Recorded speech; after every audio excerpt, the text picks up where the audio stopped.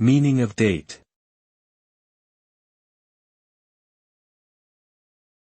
Date.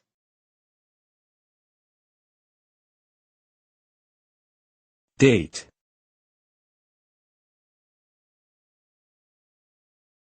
Date.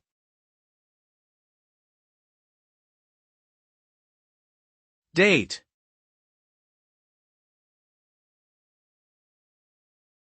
The term date refers to a specific point or period in time, often denoting the day, month, and year.